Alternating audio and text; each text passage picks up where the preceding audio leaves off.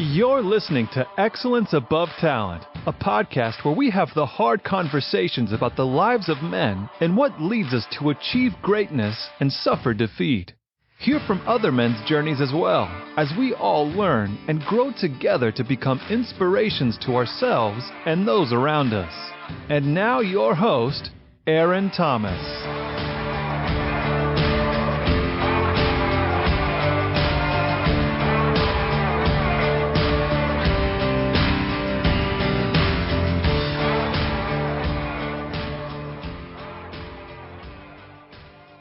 What's up, my beautiful people?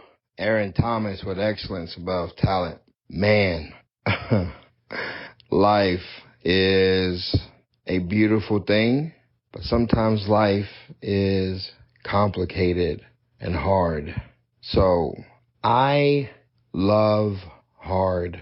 I don't know how else not to. So growing up and having my father leave at an early age, my mom had to survive.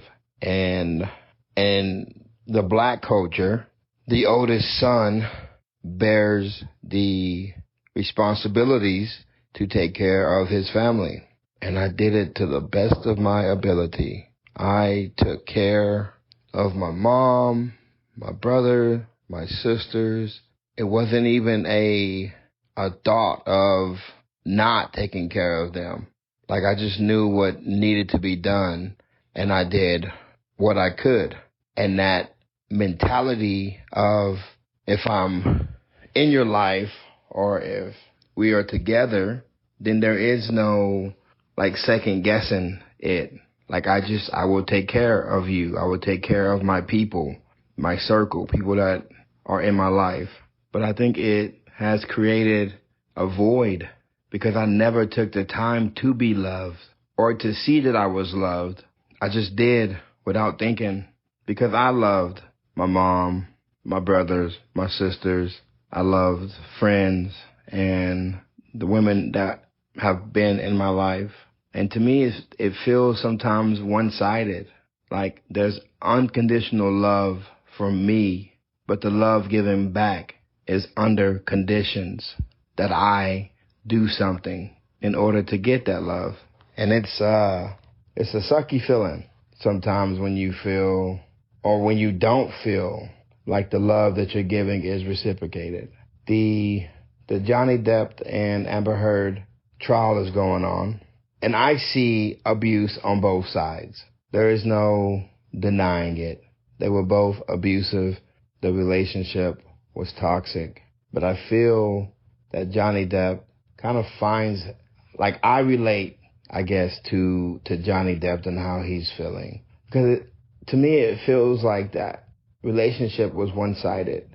It was one person trying to do all that they could to make someone happy, to provide and protect. And the other person just took advantage of what they could up until not wanting it anymore and then leaving. And I could be wrong, but in my life, I feel like I have been in a lot of one-sided relationships where I'm giving everything that I have.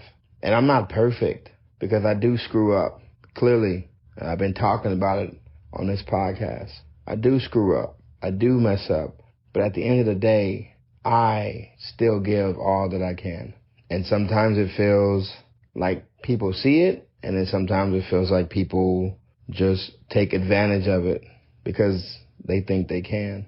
And so on top of my dad leaving and me being the head of the household, per se, I was also in the Army. And one thing they teach us is family. I sound like Vin Diesel. Family. One thing they teach us is, you have to be close. You have to be protective. You have to take care of the person that's to the left and to the right of you. It's a must if you want to live. And so now, growing up, not really having a childhood because my father left and I felt like I needed to take over or help out more. And then graduating, doing maybe 1 year in college and then going straight to the Army, where now it's the exact same thing. So I feel like my life has been built towards, protecting and giving. So in the Army, they're teaching you to give your life for a friend, to make sure he's good, to take care of him. And then you go to Iraq, or I go to Iraq, and those things are now in the forefront. You really have to take care of the person to the right or the left of you. You really have to jump in front of a bullet to save your brother or brothers. So there was just no thinking about it. And then some of my relationships, or hell, not some, all of my relationships, I come into it with this expectation for myself to deplete myself, to make sure that person has everything that they need, to make myself better so that I can help them be better.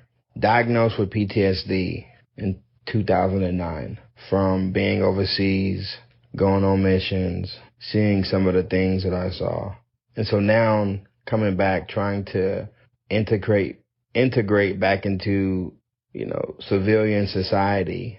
I have this mindset of protect and die, protect and die. If I can't protect you, I will die for you. There is no ifs, ands, or buts about it. It just sucks. It just sucks because I want that same energy. And I don't feel like I've gotten that same energy when it comes to relationships. They've always felt one-sided.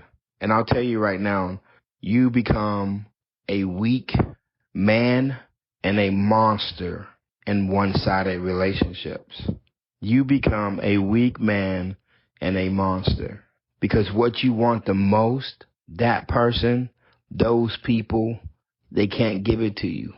And you also can't force that person to love you the way that you love them. And if you are immature about your love and getting your love, you're going to try to force that person to love you the way that you love them. And it only creates chaos. It creates insecurity. It creates verbal, mental, emotional, sexual, physical abuse. You lose yourself forcing or trying to force or trying to control a person to love you. And I feel that most or all of my relationships have ended with me trying to force someone to love me, to fight for me. Because at the end of the day, I am flawed, but so is the person that I'm with. But I'm still willing to fight for them. So you get jaded. You walk around and just assume that everyone is out to get you. It hurts.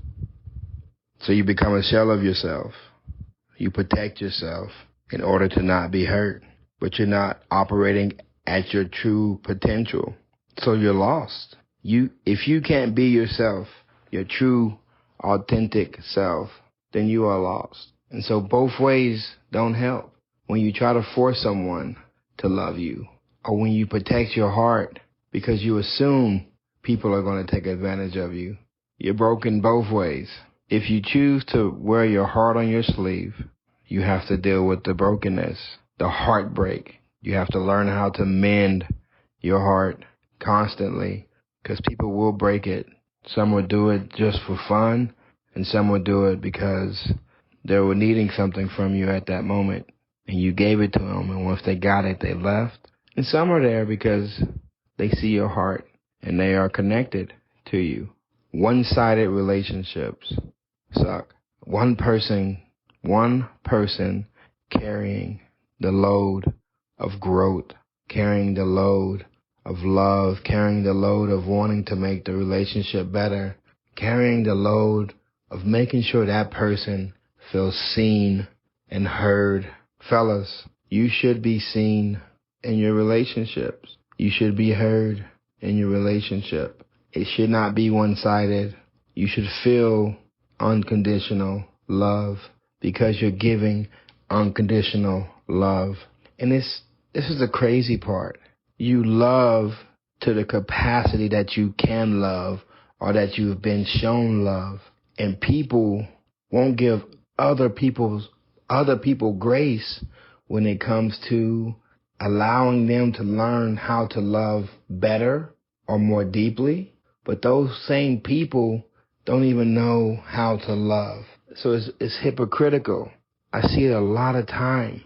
We're trying to give advice on love.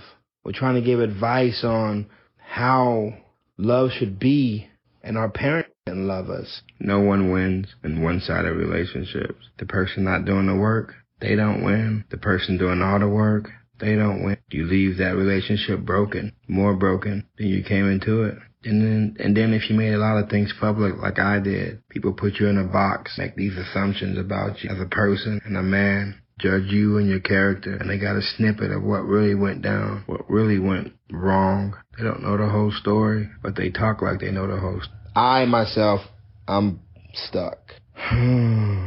Because I love this person, but I feel this person doesn't love me back. And I know what happens if I continue down this path. But I am a sucker for love. I want to be loved. So you go down this path hoping that maybe something has changed or something will change. But I also know that I can't force love. I can't make someone want to love me. That is why it's important to love yourself. That is why it's important to embrace who you are, flaws and all. To not run or hide from the good or bad you. Stand in the light and be seen. Hiding in the dark isn't love for yourself. You can't get better. You can't grow. Hiding in the dark, as a man, you have to be seen, flaws and all. And I'm on this journey now of self-love, finding out who I am, learning about past trauma and pain, learning more about PTSD and some of the effects that I didn't know it had, that I now see I've been carrying for a long time. Looking in the mirror and building confidence every single day, working on insecurities, working on anger, learning how to manage my emotions. So that's where I'm at. Stuck on trying to see if this person really loves me. But I feel like if I have to ask that question, then the answer is already in the question that I'm asking. If you have to ask, does someone really love you? Do they really love you? Because you should know. But then I'm also working on loving self, giving myself grace, allowing myself to be human. And you should too. But you should also allow others to be human as well. So, if anyone hasn't told you today that they love you, let me be the first to say I love you. You are awesome. You are amazing. You are wonderful. You deserve the best that this world has to offer. Do not give up. Do not quit. The world doesn't get easier. You get stronger. Y'all have a blessed weekend. Y'all be safe. Take care of yourself. Stay out of trouble. All right. Bye-bye. Thank you for listening. Be sure to subscribe to the podcast so you never miss an episode. And for daily, motivational, and up-to-date content, follow us on Facebook and Instagram at Excellence Above Talent. And remember, keep moving forward, never give up, and you are never alone in this battle. We'll see you next time.